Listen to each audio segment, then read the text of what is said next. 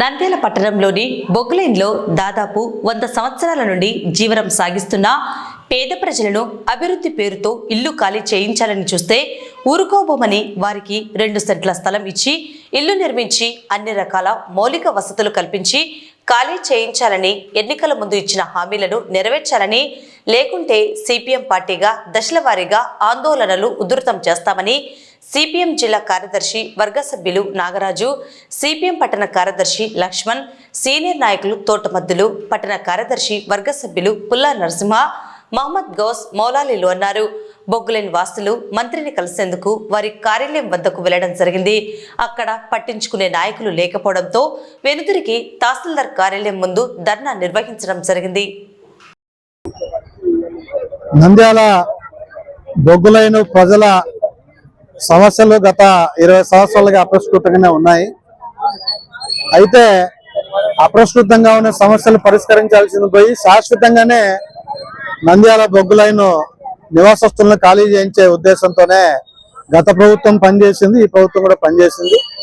గత ప్రభుత్వం బొగ్గులైన్ నివాసస్తులందరినీ ఖాళీ చేయించడం కోసం అక్రమంగా దుర్మార్గంగా ప్రయత్నం చేస్తే తెలుగుదేశం సంబంధించినటువంటి నాయకులు, ప్రస్తుత మంత్రి ఫరూక్ గారు, ఆయన కుమారులు ఇద్దరు ఫయాజ్ గారు, ఫిరోజ్ గారు, తెలుగుదేశం మాజీ ఎమ్మెల్యే భూమా బ్రహ్మానంద రెడ్డి గారు, తులసిరెడ్డి గారు, ఏవి సుబ్బారెడ్డి గారు, వీళ్ళందరూ కూడా జనసేన నాయకులు, బీజేపీ నాయకులు అందరూ కూడా సందర్శించారు. అక్రమంగా అన్యాయంగా బలవంతపు గుడిసెల తొలగింపు మేము అంగీకరించేది లేదు, మేము మీకు మద్దతుగా ఉంటాం, అండగా ఉంటామని చెప్పేసి చెప్పారు. మరోవైపు యువగలం సందర్భంగా పాదయాత్రకు వచ్చినటువంటి ఇప్పటి విద్యాశాఖ మంత్రి, రాష్ట్ర ముఖ్యమంత్రి తనయుడు లోకేష్ గారు వచ్చినప్పుడు మిమ్మల్ని ఎవరిని ఇక్కడి నుంచి 1 ఇంచుగా కదలకోకుండా చూసుకుంటాను, ఒకవేళ ఖాళీ చేయించాల్సి వస్తే 2 సెంట్లలో ఇల్లు నిర్మించిన తర్వాతనే మీరు ఖాళీ చేయండి, ఇది నాది భరోసా అని చెప్పే పద్ధతిలో యువగలంలో మంత్రి లోకేష్ గారు కూడా హామీ ఇచ్చారు. గత ప్రభుత్వం ఖాళీ చేయించినప్పుడు మీరే చెప్పారు, మీ గుడిసెలు ఖాళీ చేయాలంటే ముందు 2 సెంట్ల స్థలంలో ఇల్లు కట్టించండి, రోడ్లు వేయించండి, సౌకర్యాలు కల్పించండి, నీరు, కరెంట్ అని ఇవన్నీ సౌకర్యాలు కల్పించిన తర్వాత తొలగించాలని చెప్పి మీరు నీతి సూత్రాలు చెప్పారు.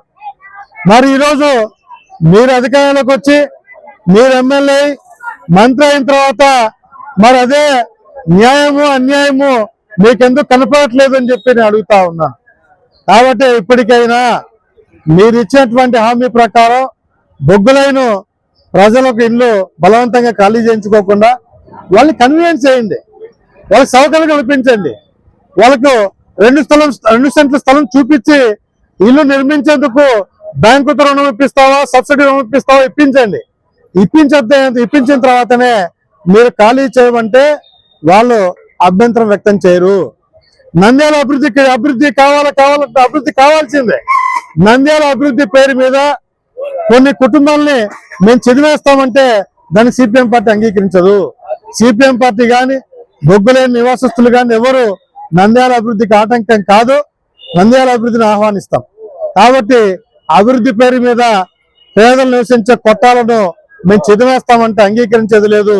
కాబట్టి న్యాయశాఖ మంత్రి గారు మీరే న్యాయంగా మాట్లాడండి, న్యాయశాఖ మంత్రి గారు మీరే జోక్యం చేసుకోండి, గౌరవ కలెక్టర్ గారితో మాట్లాడండి, గౌరవ ఎంఆర్ఓతో మాట్లాడి శాశ్వత పరిష్కార మార్గాన్ని కనుగొనే పద్ధతుల్లో తక్షణం 2 సెంట్ల స్థలము, కరెంటు సప్లై, మంచి తాగునీరు, ఈ నీళ్ళని కూడా సదుపాయాలు కల్పించి కట్టుకోవడానికి రుణం ఇచ్చిన తర్వాత 2-3 నెలలు మీ సమయం ఇవ్వండి, గడువు ఇవ్వండి. ఖచ్చితంగా 3 నెలల్లో మీరు ఇవన్నీ ఇచ్చిన వాగ్దానం అమలు చేస్తే వాళ్ళందరూ కొట్టాలు ఖాళీ చేయడానికి అభ్యంతరం ఉండదు. కాబట్టి ఇది ఆలోచన చేయమని చెప్పి సిపిఎం పార్టీగా మేము కోరుతాం. మాకు ఇండ్లు కట్టించి ఆ రోజు మీటింగ్ లో కానీ ఏం చెప్పినాడు, మాకు 2 సెంట్ల స్థలం ఇచ్చి కట్టించి మిమ్మల్ని అంతదాకా పంపించాము, ఈ ఇండ్లలోనే ఉండాలని చెప్పినాడు. మళ్ళీ ఇప్పుడు ఏది చేస్తున్నాడు, మాకు ఏది చేయడం, బొగ్గులలో ఓటేయడం అని మాట్లాడుతున్నాడు ఆయన. చంద్రబాబు నాయుడు పార్కు ఇద్దరు అట్లా చేస్తున్నారు మమ్మల్ని. మళ్ళీ మేమేం చేయాలా, మేమేం బాధలు పడాలా, మాకు తిండి పోలేదు, మళ్ళీ కొట్టాలి పడదెంతా, అవి పడదెంతా, ఈ తెంపుతామంటున్నారు. మరి మేము ఎక్కడ పోవాలా? ఏవాలనే పోవాలా మేము? కడుపు నుండి అన్నం లేకుండా ఇక్కడ వస్తాయా అక్కడ వస్తాయా కుక్కలని భయపడి వస్తున్నాం మేము ఇంట్లో. మేము పనికి కానీ పోకుండా కాయలు ఉన్నాం. మళ్ళా ఏ వాళ్ళని ఉండాలి మేము? చెప్పమని ఆయనని. పార్కాడికి పోతే ఓట్లు వేయలేదు, పార్కాడికి పోతే ఆయన ఓట్లు వేయలేదు అని మళ్ళీ హామీలు ఎందుకు ఇచ్చిరా? హామీలు ఇచ్చినారు, అన్ని ఇచ్చినారు, ఇవి ఇచ్చినారు అని ఆడ మాట్లాడితే అదే మాట మాట్లాడినాడు. మీరు గెలిపించాలా అని మాట్లాడినాడు ఆయన మార్కు. మళ్ళీ ఇప్పుడు గెలిచినాడు కదా, మాకు ఏ న్యాయం చేస్తున్నాడు? ఏ న్యాయం చేయడంలే మాకి.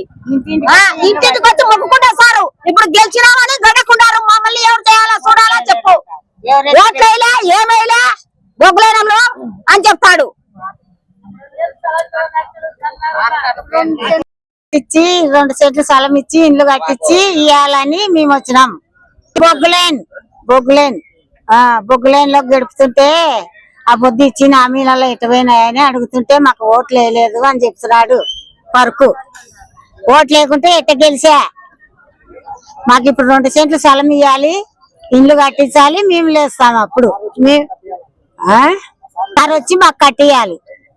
పరుకు సార్ వచ్చి ఆ పొద్దు హామీలు చెప్పినాడు పరుకు ఆడ మీటింగ్ లో. 2 సెంట్లు స్థలం అమ్మా, మీరు మాకు ఓట్లు గెలిపియండి, మీకు 2 సెంట్లు స్థలము ఇండ్లు కట్టించి పంపిస్తామని ఆయన. ఇప్పుడు మాకు ఓట్లు వేయలేదు అంటున్నాడు. ఇప్పుడు పోయినా పలుకో